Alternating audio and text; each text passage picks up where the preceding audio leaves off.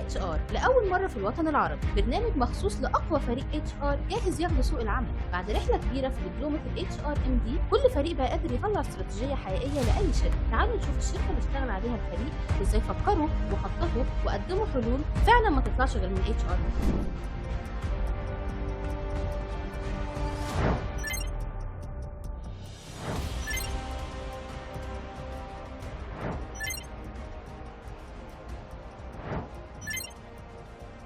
مساء الخير على حضراتكم. انا احب ارحب بالقامات اللي موجوده قدامي على ما بذلوه من جهد وفير في فتره الدبلومه. انا دلوقتي معتز عبد القادر، المسؤول على قسم الاودي والاستراتيجي. الموضوع كله يتلخص ان تعريف الشركه في العموم اصلا هي شركه متخصصه في التطوير العقاري، مقرها في دبي. الشركه دي حبت ان هي تتوجه استراتيجيا الى مصر في استثمار وضخ الاستثمارات بتاعتها. فالاستثمارات دي كانت تتلخص اللي هو في مشروع موجود في مصر اللي هو كومباوند سكني. الشركه دي الاختصاص بتاعها مطور عقاري وبتسند الاعمال الانشائيه لشركه مقاولات. شركه المقاولات دي هي المختصه من فئه واحد اللي هو بتقوم بتنفيذ المشروعات دي. الموضوع باختصار ان الشركه دي نجحت في تدشين اول مشروع ليها، نجح بنجاح، حبت تتوسع، حطت اللي هو الاهداف الاستراتيجيه بتاعتها. الاهداف الاستراتيجيه بتاعتها اللي هو تحليل اسوات. بصينا لنقاط القوه. نقاط القوه عندنا اللي هو الملاءه الماليه بالنسبه للشركه في دبي، عندها خبره طويله في مجال التطوير العقاري، نجاح اول مشروع ليها في مصر وحقق نجاحات كويسه جدا. اسناد المشروعات عشان تتفرغ للجوده والتسليم لشركات المقاولات. نقاط الضعف ان هي حدثتها في السوق المصري ان هي موجوده بقى لها سنتين، ما عندهاش شبكه علاقات مع المقاولين، عندها الهيكل التنظيمي بتاعها محتاج اللي هو يتوسع ويتطور، ودي هنوضحه دلوقتي في الاستراتيجيه بتاعت الاعمال بتاعتها. الفرص بتاعتها ان في مصر في مجال التطوير العقاري وفي الدوله بتضخ فرص كتيره بموضوع المشروعات. نمو الطلب على الاسكان من الجاليات العربيه. طبعا وزاره الاستثمار عملت مزايا كتيره، شباك الواحد لازاله العراقيل اللي موجوده. التهديدات في منافسه شرسه من المطورين العقاريين، والتقلبات الاقتصاديه في تضخم وحرب استقطاب الكفاءات في السوق. طبعا الرؤيه بتاعتها قياده التطوير العقاري. الرساله تطوير مشروعاتنا. ليه بنقدم المشروعات؟ ليه بنقدمها لمين؟ اللي هو للعملاء المتميزين. بنقدمها ليه؟ عن طريق الجوده والالتزام. القيم بتاعتنا والفاليوز: الجوده والتميز والموثوقيه والتركيز على العميل والابتكار. استراتيجيه الشركه الاستشاريه بتاعتها استراتيجيه نمو، التوسع فيها اللي هو عن طريق 3 حاجات. المرحله الاولى 2026 هيضخ مشروعين بالتزامن مع بعض. 27 هيعمل مشروع تجاري ومشروع سكني. 29 هتعمل ترسيخ لاسم البراند اللي موجود في الشركه. 2031 هتدخل لميزه العميل النخبوي اللي هو في استثمارات الساحل. استراتيجيه الاعمال التنافسيه، احنا ركزنا هنا على استراتيجيه الاعمال التنافسيه بالنسبه للتميز والجوده، ان احنا هنبقى مميزين ايه في الشركه بالنسبه لسوق العقارات. احنا لقينا سوق العقارات في مصر اللي هو فيه بيفتقد لنقطتين مهمين اللي هو التسليم والجوده، فاحنا امتيزنا في النقطتين دول. الاهداف الاستراتيجيه: تحسين جوده المشروعات، ضمان توافر الكفاءات الحرجه، تحسين رضا الخدمات للعميل، تعزيز المرونه التشغيليه، تحقيق نمو في المبيعات، تحقيق التميز التشغيلي، خطه الموارد البشريه. ودي اهم حاجه اللي احنا نتحول من شريك استراتيجي لازم نركز على 5 محاور. ال5 محاور دي تتلخص ان احنا لازم نبني هيكل تنظيمي قوي. الهيكل التنظيمي القوي اللي احنا موجودين فيه دلوقتي اللي هو للشركه 41 العدد بتاعه، فانكشنال ستراكشر. فدلوقتي المتاح اللي موجود في الشركه دي مناسب ليها جدا، لكن في مرحله التطور في 2027 محتاجين نوسع الاطار ده. المحور الثاني الاستقطاب والتالنت اكوزيشن لازم يعمل 4 محاور. ال4 محاور دي متلخصه في ان هو لازم يسد الاحتياجات اللي موجوده في التوسعات. تاني حاجه اللي هو لازم يبقى عنده بنك مواهب. ثالث حاجه لازم يبقى فيه منظومات اللي هو للتقييم موجوده، اللي هو محاكاه، اللي هو رول بلاي. لازم يبقى فيه CBI اللي هو التقييم السلوكيه بالنسبه للموظفين الموجودين. التطوير والتدريب متلخص في ان احنا عملنا مشروعات تدريبيه ودورات تدريبيه بالنسبه للترقي. خطه المزايا والحوافز اللي احنا المفروض عملنا سعر تنافسي بالنسبه للسوق 10%، ان بالنسبه ان احنا شركه ستارت جديده عايزين نستقطب المواهب وعايزين يبقى موجوده. عملنا اللي هو كثافه بالنسبه للمزايا الغير عينيه، توفير خدمات صحيه، تامين صحي. الركيزه الخامسه تحسين العمليات التشغيليه، اللي احنا في المشروعات الجديده في البي ام او هنبتدي نوسع ونبتدي نعمل آلية وأنظمة وأدلة. الركيزة السادسة الثقافة والبالانس سكور كارد، اللي هو متلخص اللي هو 4 مناظير. المنظور الأول متعلق بخدمة العملاء، بالمالي، بالخدمات التعليم والنمو، والقسم الرابع العمليات التشغيلية، ولازم نربطه بالأهداف. ولا ينتقل معايا بعد كده زميلي تالنت اكوزيشن. مساء الخير يا جماعة، أنا حابب أقدم جزء التالنت اكوزيشن. انا وسيد.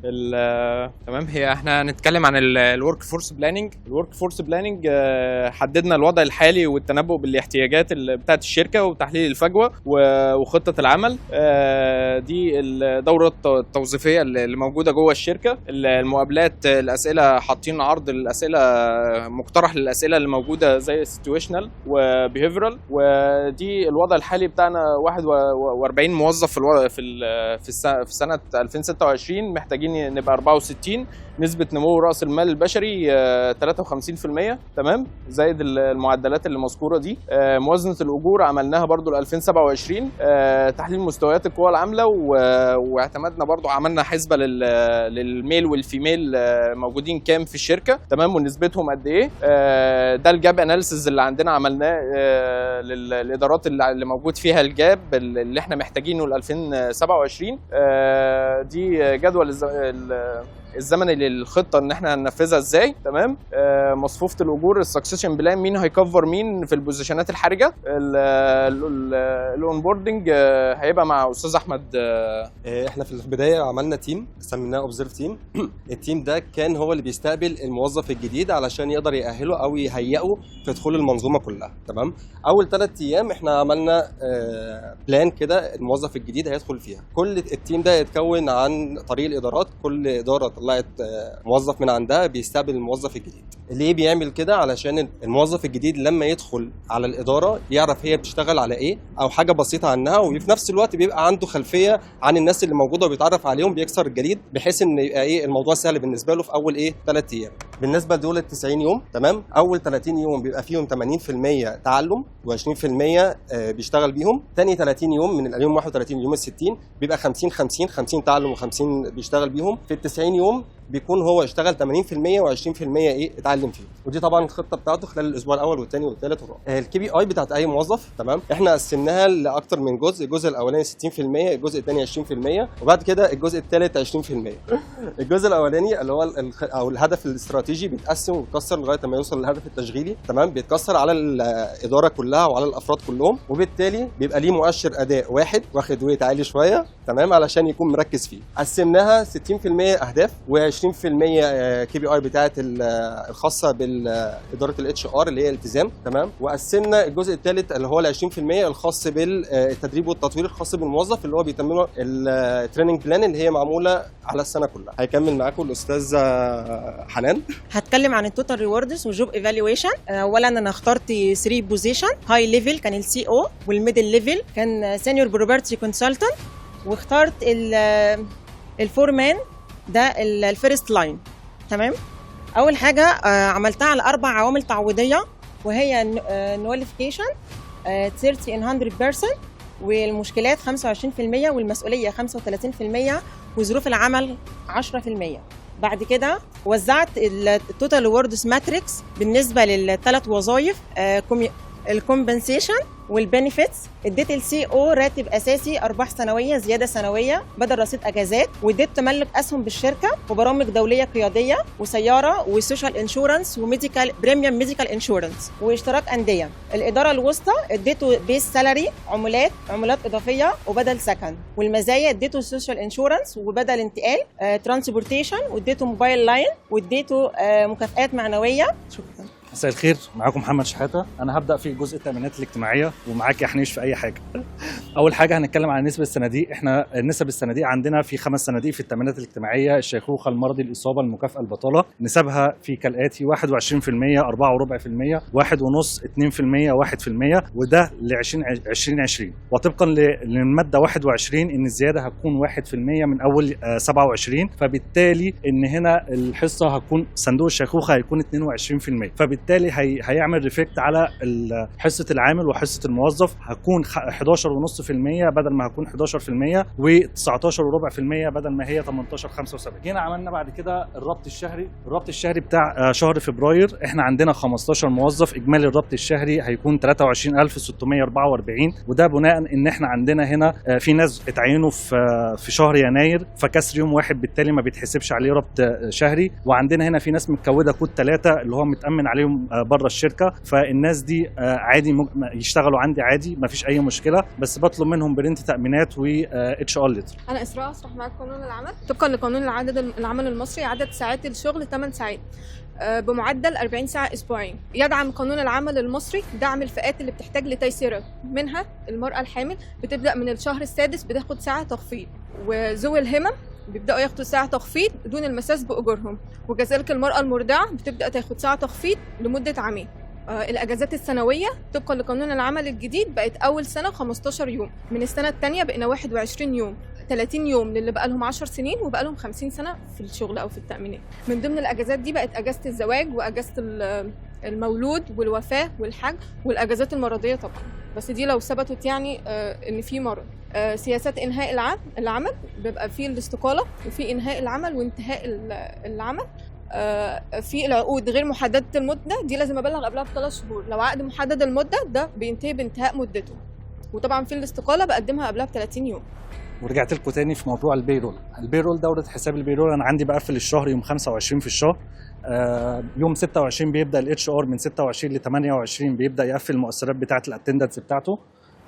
والبصرف المرتبات يوم 1 في الشهر، بصرفها عن طريق حسابات بنكيه، ولازم الشركه ملتزمه ان هي تفتح الحسابات البنكيه. وعندي من ضمن السياسه انا عندي بتعامل الاوفر تايم، حطوا لي للناس المهندسين اللي في المواقع والمشرفين في المواقع، بس الناس دي عندها النهاري 1.35، الليلي ب1.70، والاجازات الاسبوعيه بتاخد مثل الاجر ويوم بدل خلال الاسبوع اللي بعده، والعطورات الرسميه بديهم مثلي الاجر. وانا بستخدم هنا اتش ار سيستم، فالاتش ار سيستم بيسهل عليا الدنيا قوي. فلو حد مثلا هيعمل اوفر تايم، في حاجه اسمها اوفر تايم ريكويست بيقدمها عن طريق الابلكيشن، بتروح للمهندس الموقع، ومن مهندس الموقع بتروح لازم يعمل ابروفال عليها، بعد كده بتروح لمدير الاداره الهندسيه لازم يعمل ابروف عليها عشان تبان عندي على السيستم وانا بقفل تظهر معايا ان هو سهر واصرف له الاوفر تايم. بس كده، شكرا لكم. مبدئيا كده طبعا بشكركم على المجهود الواضح اللي باين في البروجكت وفي طريقه العرض.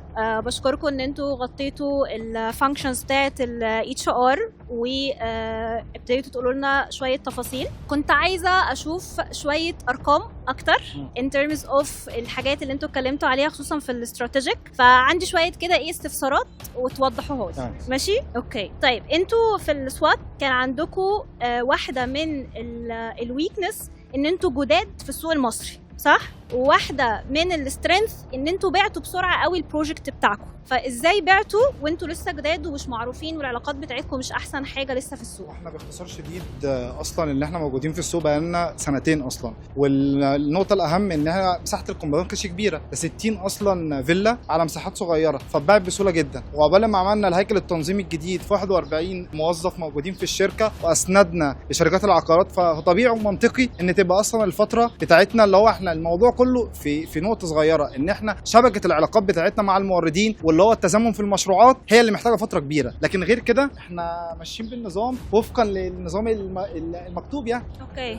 اعتمدت على الكفاءات، فالكفاءات دي انا هدفي ان انا اعمل سابقه اعمال، هدف اي ديفلوبر سابقه الاعمال، وهي دي اللي احنا بنبيع عليها. فاحنا في اول بروجكت احنا الحمد لله بعناه، عملنا سابقه اعمال، فبالتالي الماركتنج تيم الماركتنج عندنا بدا يشتغل على حاجه اسمها الليدز دي، والسيلز عندنا بيشتغلوا على العملاء السابقين، فده بالتالي بيحقق معايا بروفيت كويس. تمام. طيب بمناسبه التالنتس اللي انت ذكرتها يا محمد، انتوا كنتوا بتقولوا ان في شويه صعوبه في ان انتوا تجيبوا بتجيبوا التالنتس من السوق، فالصعوبه دي جايه منين؟ انت اوريدي بتقول ان انتوا اشتغلتوا على التالنتس وماركتنج تيم عمل ماركتنج في وقت قليل لحاجات، وفي مشكله في التالنتس، فازاي؟ لا، واحنا كنا بنستعين بالاوت سورسنج، وعندنا ترقيات داخليه جوه الشركه بنسبه 12%. الاوت سورسنج كنا بنستهدف الوظائف زي المهندسين والمديرين والناس اللي هي الادارات العليا شويه، دي بنستهدفها من على لينكد ان موظف، عن طريق بقى ان احنا بنعمل البروسيس بتاعه التعيينات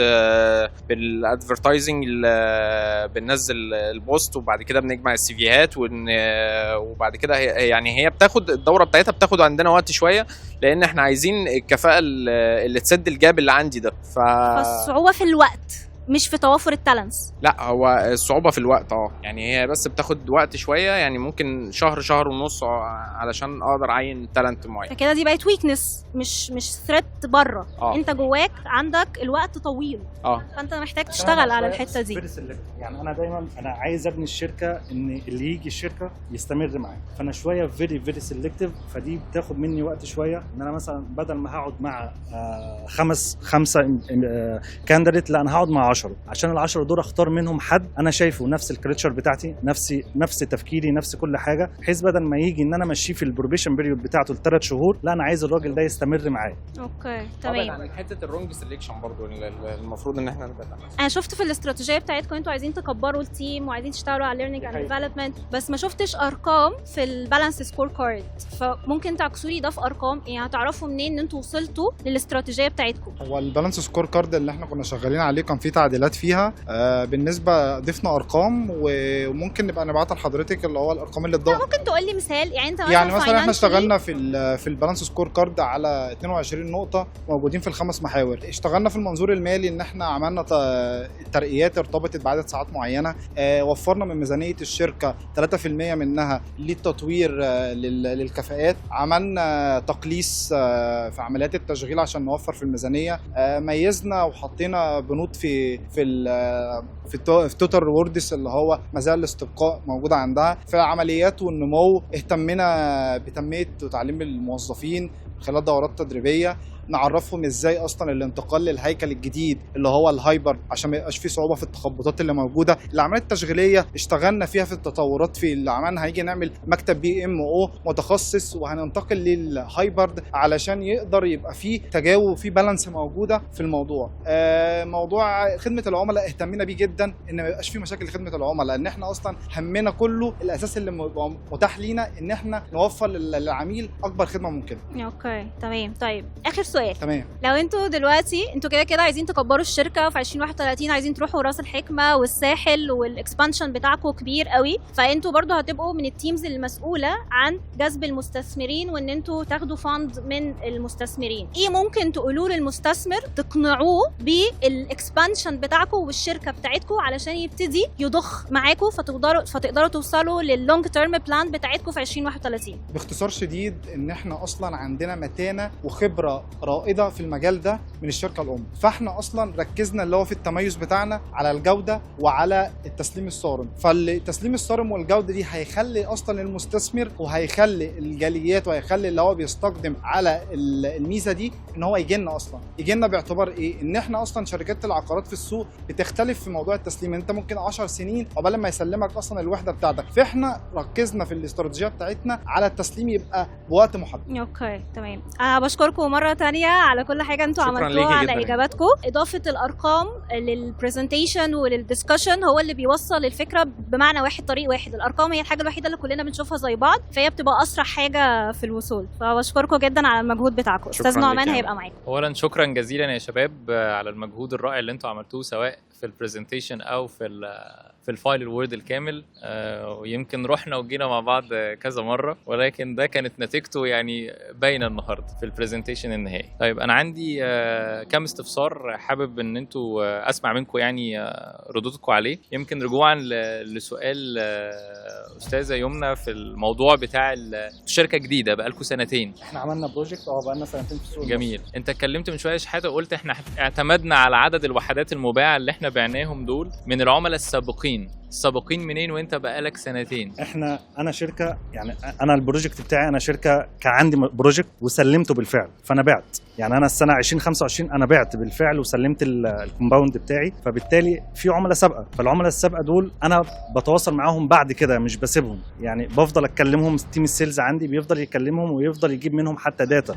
انت كأنهي شركه اللي بعت؟ انا كشركه جولف، هي باعت الكومباوند وسلمناه اصلا، ودلوقتي عندنا 2 بروجكت شغالين فيهم حاليا، فاعتمدت على ال2 بروجكت دول على العملاء السابقه وعلى السوشيال ماركت. تمام ماشي. طيب سؤالي الثاني، انتوا كنتوا كاتبين في الفايل الكامل بتاع المشروع ان انتوا اعتمدتوا على منظومه التوظيف الثلاثيه. اتغيرت سنتر اللي هي دي اصلا كذا اكتيفيتي موجود فيها. من ضمن الاكتيفيتي اصلا اللي موجوده واحد منها ان انت اصلا بتعمل محاكاه عشان نختار المتميزين اصلا. فاحنا عشان في التالنت اكوزيشن ما نعينش اي حد، فاحنا بنجيب مثلا مدير مشروعات اللي هو بنعمل محاكاه ثباته الانفعالي، خبرته السابقه ان هو يعمل حاجه اللي هو اشتغل واتحط تحت ضغط معين، ايه القدره اللي عنده لو حصلت وواجهت في الموقع موجوده عنده اللي هو يقدر يحلها. والرول بلاي بالنسبه لفريق المبيعات ان احنا اصلا شركه بتعتمد اصلا اللي هو انت بتستهدف جاليات، تستهدف اللي هو عملاء متميزين، فانت اصلا مش عايز اي فريق مبيعات موجود، انت بتستخدم ناس معينه على ذو كفاءه عاليه. واستخدمنا السي بي اي بالنسبه للموظفين اللي موجودين في الشركه، بس احنا عدلنا النقطه دي اصلا. طيب كان عندي سؤال في الجزء الخاص بالتدريب والتطوير وهو عدد الساعات اللي محطوطة للجزء الخاص بالموارد البشرية 35 ساعة تدريبية، من ضمنها ايه البرامج والشهادات المستهدفة. انتوا كاتبين ال HRM وال CVIPD، هل تفتكروا عدد الساعات التدريبية ده منطقي على الشهادتين دول؟ طيب هو احنا عدلنا الجزء ده تمام، هيبقى موجود في الاكسل شيت اللي اتبعت في الاخر خالص. الجزء التطوير والتدريب بتاع الموظف، كل موظف بيبقى ليه 30 ساعة او 35 ساعة على حسب الحاجة اللي هو هيشتغل عليها او الحاجه اللي هو محتاج يتطور فيها. تمام. في اخر مثلا الموظف احنا كنا عاملين عليه كان هو راجل مسؤول تدريب وتطوير او تدريب وتوظيف. تمام. وبالتالي كانت ال 35 ساعه او 30 ساعه اللي هو متارجتهم خلال الكوارتر ده خاصه بالتدريب والتعيين. اوكي. دي هتبقى ماشيه برضو على كل الموظف، بيبقى كوارتر بتبقى يعني من اول السنه على حسب بقى ايه كوارتر اللي هو هيشتغل عليه. ماشي. نفس الكلام في المهارات القياديه التنفيذيه. اوكي. 30 ساعه على اكزيكتيف MBA. فالموضوع MBA الماده لوحدها تعدي هي مش MBA، هي ميني MBA. في نفس الوقت ان احنا كنا بنتكلم على مبادئ، يعني كل واحد بياخد في الجزء الاول ان احنا بنطور، فعايزين ناخد المبادئ الاول، بعد كده نبدا نحط له خطه التدريب بتاعته. كان عندي سؤال، كلمه انا لاحظتها كنت عايز استفسر عنها. يعني في كلمه مكتوبه اسمها الرزنامه الرقميه، يعني ايه؟ في الورك فورس بلان. هي الرزمانه دي اللي هي الاجنده، رزمانه الاجنده الرقمنه يعني. اي مظبوط. انا بختبر بس دقه اللغه العربيه عندكم. في معدل النمو المستهدف انتوا كاتبين اللي هو حصل زياده بنسبه 31.4%. حسبتوها ازاي دي؟ جت منين؟ حصل زياده في الورك فورس بلاننج برضه. تمام. 31.25. معدل حسبت ازاي؟ الزياده اللي ما بين الجاب، يعني ما بين المستهدف والوضع الحالي. الوضع الحالي هم 23 موظف الجاب، الوضع الحالي 41 والمستهدف 64. المفروض في الفايل اللي معايا 35 موظف وانتوا كنتوا عايزين توصلوا ل 42. لا ده تعدل، دي الورك فورس بتاعت 2026. في 2027 بعتها، ده بالنسبه ل 2027 مش 26. طيب اخر حاجه انا كنت حابب بشكركم عليها، حته او فكره الاوبزرف تيم اللي انتوا عملتوها في الاونبوردنج بلان. الحقيقه هي فكره اكتر من رائعه، واتمنى ان هي فعلا تطبق بالفعل على مستوى الشركات كلها والمشاريع اللي احنا هنشوفها يعني. شكرا ليكم. ودلوقتي مع مستر حنيش. خش اهلا وسهلا بيكم. انتوا ايه بتتعازموا ولا ايه؟ يعني انا بحبك جدا جدا جدا لدرجه اخلي محمد يبدا معاك. لا ده شرف ليا طبعا اولا، وثانيا طبعا بعد كلام الدكاتره فعلا انتوا عملتوا مجهود مشكور ومجهود جبار باين فيه اللي انتوا تعاونتوا مع بعض ومرتبين جدا، وحتى البرزنتيشن او الوورد هو كان مرتب جدا. وفعلا في حاجات هي احنا ناخدها في شركاتنا نعملها كسياسه. بس انا كنت عايز اقف عند نقطتين كده بشكل سريع. هو انت قلت لي او حضراتكم قلتوا لي اللي هو في ساعات العمل انتوا عملتوا 40 ساعه از بنفيت ولا هو انتوا واخدينها من القانون؟ لا انا عاملها از بنفيت 8 ساعات في اليوم، من 9 ل 5، وفي فليكسبل 1 اور ان الموظف يقدر يجي عندي من 10 ل 6. انا مدي الموظفين عندي از بنفيت. ليه؟ انا ديفلوبر، فالديفلوبر في مصر مصر يعني انا عايز استقطب بيبقى الشكل مرن. شكل مرن. انا حتى في الاجازه المرضي مش معتمد على التامينات. صحيح. انا حتى هتلاقيني كاتب من الاجر الشامل 75% من فعلا الاجر الشامل. انا شفتها في الوورد اللي حضرتك عاملها من الاجر الشامل 75 و85 القانون النسبه، لكن بتديها من الاجر الشامل. انا بديها از بنفيت. تمام. طيب اخر سؤال عشان ما اطولش عليكم، هو موضوع اللي انتوا بتعينوا الناس طبعا في شركتكم، انتوا اكتر حاجه المبيعات بتهتموا بيها سيلز يعني طبعا. البياع طبعا. طب البياع او السيلز ده حضراتكم بتعينوه ازاي؟ بانهي آلية بتعتمدوا اجره؟ في ناس بتعتمد اجر البياع ده بكوميشن بس، وفي ناس بتعتمدها كاجر اساسي وبعد كده يدوا له كوميشن. انا بديله الاثنين. بتعملوها ازاي تامينيا؟ وعقد العمل يعني عقد العمل البند الاجر فيه مكتوب ازاي؟ مكتوب از كوميشن ولا مكتوب هو فيكسد وبعد كده في كوميشن؟ الواقع ولا الواقع لا مش الواقع اللي انتوا المفروض انا بكلم دلوقتي اونرز، انا اللي بكلمه دلوقتي اونرز مش موظفين. فالاونر انا جاي اعرض عليك بقول لك والله البياع انا بجيبه انا كده ولا كده البياعين كوميشن وفيكسد وما اعرفش كذا وكذا، فانتوا هتعملوا انا إيه كده ولا كده البياعين اصلا معدين عندي الحد الاقصى للتامينات. اوكي. فالفكره هتكون معايا في التاكسز، فانا كده ولا كده بحط الاجر. يعني انا بياع سريعا كده، انا بياع جيت لحضرتك انت هتحط لي كده الماكس بتاع التامينات. انا عندي المرتبات مش كتامينات. انا عندي المرتبات اصلا البياع دلوقتي بيكسر الحاجه و20000. اوكي. يعني انت عامل فيكسد مش عامل از كوميشن، يعني مش عامل لو بعت. اصل في شركات كتير قوي بالنسبه للشركات المقاولات او البياعين بيعملوا كوميشن بس. لا والله اول 3 شهور انت ما حققتش الكوميشن ده الفيكسد بتاعك مفيش فيكسد. لا انا بستقطب. صحيح. فعشان يعني كده حاطط فيكسد. يعني انتوا عشان بتستقطبوا الناس دي حاطط فيكسد، بتقول له انت فيكسد عالي وهو قوي. السوق الماركت اصلا ماشي كده في الديفلوبر دلوقتي. الماركت ماشي كده في اللي هو بيدي فيكسد وبيدي از كوميشن. لا تمام جدا، واشكركم مره تاني. فعلا مجهود تشكروا عليه ومجهود جبار بصراحه. شكرا لكم. مع فتوح. انا مبسوط طبعا باللي انتوا قدمتوه كله. مش هزيد طبعا عن الساده المحاضرين قالوه. ليا كذا تعليق هقوله بسرعه. اولا انتوا بتتكلموا على فيجن، عمالين تتكلموا 27 28 30، فانا احب اشوف معاها ارقام. يعني استاذه يمنى هو الفعل بس يعني هو حصل لخبطه في السلايد فكان في ارقام بالفعل. بعيدا انا بقول لك ان انا حابب اسمع منك ايه. لو انا حاطط نفسي ببدل الكراسي ان انا راجل سي او، فانا حابب اشوف وانا في 27 هدفع كام وفي 29 هدفع كام. شهر 6 ما هو مش بالشهور ادام بتتكلم على اللونج تيرم. انت بتتكلم دلوقتي على لونج تيرم. انا عندي فيجن، عندي رؤيه هتتحقق كمان 5 سنين، فانا حابب اعرف وانا كمان 5 سنين هدفع كام. فكان في ميسنج شويه في الحته بتاعه البادجيتنج وان انا اشوف الارقام. في بس عايزين نفرق في البرزنتيشن ما بين البنفيتس وما بين القانون، لان انت اديتني حاجه قلت لي ده القانون وهي بنفيتس، فانا ممكن كموظف انترنال اقول ده اصل ده القانون بيقول كده وما حطاش كميزه من الشركه. فاحنا على طول نحب نضيف او نعلي من البنفيتس اللي بتقدمها الشركه ونبروزها. يعني احنا نحب نبروز الحاجات الكويسه. طبعا استشف من كلام الاستاذ حنيش الكوميشن انتوا ما حطيتوش في البوليسي بتاعت البيرول الكوميشن سكيم. انا لو بعت بكام احقق كام، بلس ان انتوا كونستراكشن، انتوا ديفلوبر، حد مطور عقاري هو اللي هيبني، صح؟ انتوا اللي هتبنوا. فانا عندي حاجات كمان اهم من الكوميشن سكيم. عندي البونص، عندي الانسنتيف، عايز احمس المهندسين عندي ان انا اديليفر المشروع بسرعه. هو ده كان باين معايا في شيت الاكسل بس هو مش موجود دلوقتي. ما انا بقول لكم على اللي انا ما سمعتوش وحابب اسمعه. لو انا ببدل الكراسي حاطط نفسي مكان السي او فلازم تربطه ادام في توسع يبقى في تكلفه يبقى في ارقام. ده اخر حاجه عندي اللي هو انا حابب اضيف في البوليسي حاجات تهم الموظف، وحابب افرق في البوليسي ما بين اللي القانون بيديهولك وما بين الحاجات الاكسترا مني كشركه، واحب اشوف الارقام. بس يعني انا حابب اللي انتوا قدمتوه جدا. الهارموني جميله، قدمتوا حاجه كويسه.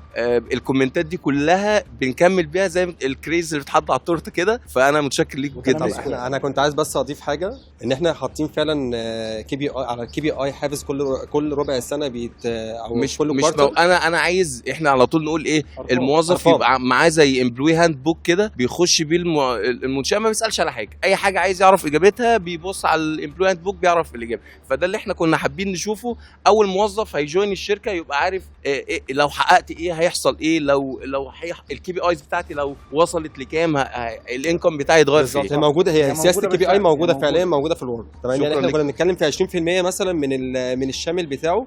تمام. كل كوارتر على حسب النسبه اللي هو واخدها مضروبه في 3 اللي هي 3 شهور بتوع الكوارتر. بالظبط. انت عاملها في الاكسل شيت، انا معموله شفتها في الاكسل شيت وكود بس انا شفتها وحللتها من الايكويشنز، ما جاتليش كبوليسي الشركه بتقولها لي. انا شفت يعني انا ما شفتش اللي انتوا عاملينه ده كبوليسي كرول. اشوف الشركه ده تقدم لي ايه، ممكن نحطه ونضيفه مع استاذ يومنا في الجوب اوفر. يعني انا ممكن هي اساسيه في الجوب اوفر.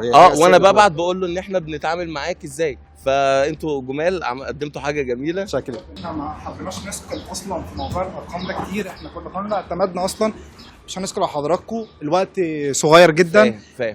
نقطه بس انا تانية، بقول لك لو انت اغفلتها النهارده ما تغفلهاش احنا مش هنغفلها يا فندم، احنا شركه اصلا اللي هو ما عندناش معلومات ثابته، احنا بنفترض احنا شركه اصلا مش موجوده، احنا اللي انشأناها واحنا اللي حطينا العراقيل دي عشان نقدر نبقى فيه قدام حضراتكم هنا. شغل هايل جدا، برافو عليك، شكرا لك جدا، برافو عليك.